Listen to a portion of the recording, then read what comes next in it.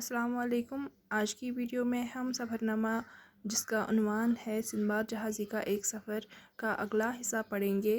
ہم نے یہاں تک پڑھا تھا کہ سندباد جہازی لکڑہارے کو اپنی کہانی سناتا ہے اور اسے کہتا اور آخر پر جب وہ اس بڑے پرندے کے ساتھ اپنے آپ کو باندھ دیتا ہے اور ایک گاٹھی میں پہنچ جاتا ہے۔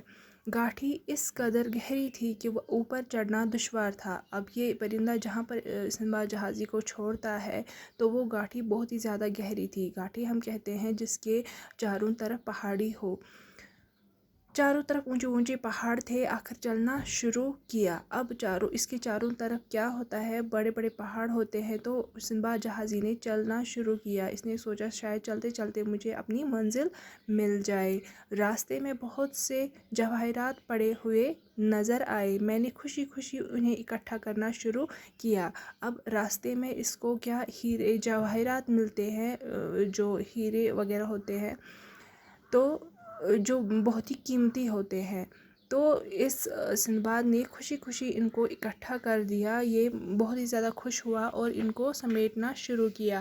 اب یہاں اژدہے بھی تھے جو آدمی کو نگل جاتے ہیں۔ میں نے ایک چھوٹا غار ڈھونڈا اور اسے صاف کر کے اس کا منہ پتھروں سے بند کر دیا اور رات بھر اس میں پناہ لی۔ اب سندباد جہازی کہتا ہے کہ میں نے جہاں پر یہ جواہرات اکٹھے کیے تھے وہاں پر اژدہے بھی تھے جو بڑے صاف ہوتے ہیں، جو آدمی کو نگل جاتے ہیں۔ تو میں نے ایک چھوٹا سا غار ڈھونڈا، یعنی اس کی رات گزر گئی وہاں پر، تو اس نے ایک غار ڈھونڈا، ایک غار ہم گفا کو کہتے ہیں۔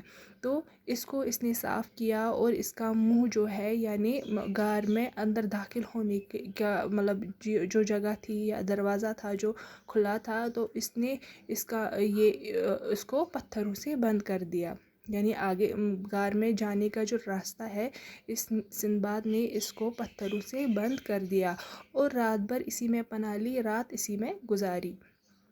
جب صبح ہوئی تو غار سے باہر آیا، بھوک کے مارے بری حالت تھی۔ درختوں کے پھل توڑ توڑ کر کھائے اور چشمے کا پانی پیا۔ جب ذرا جان میں جان آئی تو چشمے کے کنارے بیٹھ گیا۔ اب سندباد جہازی کہتا ہے کہ رات تو میں نے اسی غار میں گزاری اور جب صبح ہوئی میں باہر آیا تو مجھے بہت زیادہ بھوک لگی ہوئی تھی، تو میں نے کیا کیا، درختوں کے پھل توڑ کر کھائے اور چشمے کا پانی پیا، اور جب تھوڑی سی جان میں جان آ گئی تو میں چشمے کے کنارے بیٹھ گیا اور کیا دیکھتا ہوں کہ پہاڑوں پر سے گوشت کے بڑے بڑے ٹکڑے گر رہے ہیں اور ان گوشت کے ٹکڑوں کو پرندے اٹھا اٹھا کر گھونسلوں میں لے جا رہے ہیں۔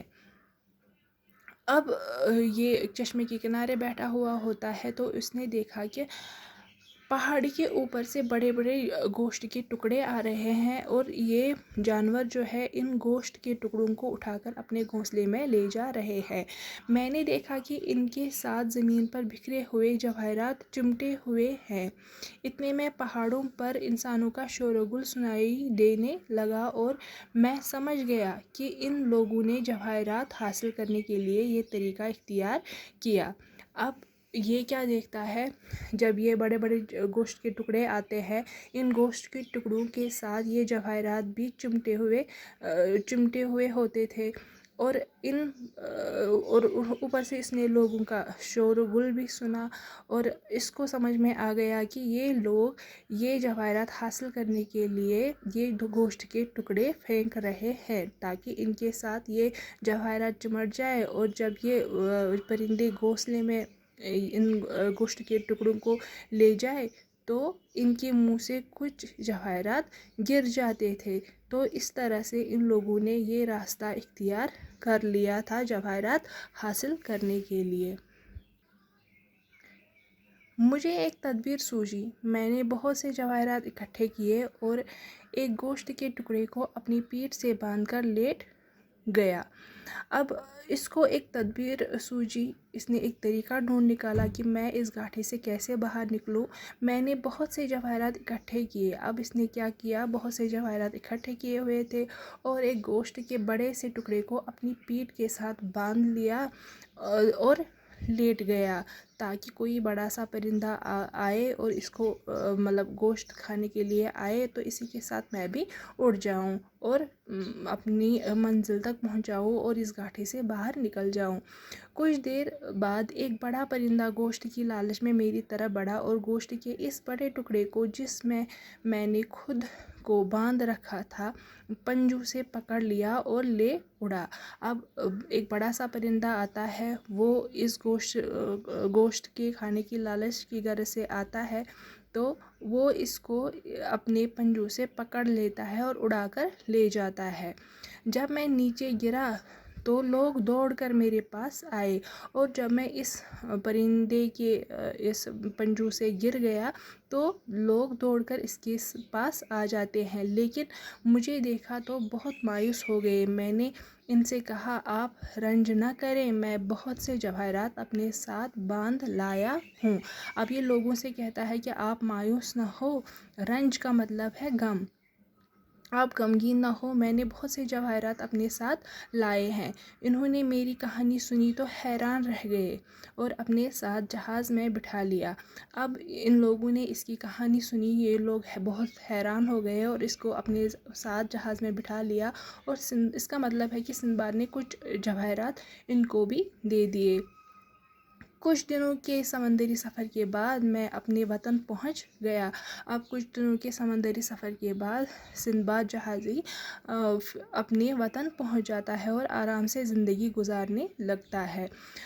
اپنے سفر کا حال بیان کر کے سندباد نے لکڑہارے کو روپیوں سے بھری ہوئی ایک تھیلی دی اور کہا محنت کے بغیر انسان کو راحت نصیب نہیں ہوتی۔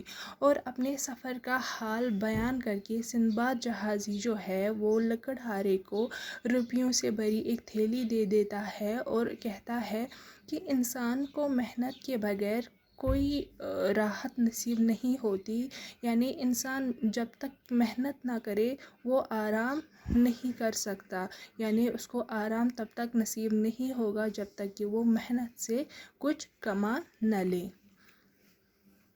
آج کی ویڈیو میں اتنا ہی، اگلی ویڈیو میں ہم اگلا لیسن پڑھیں گے۔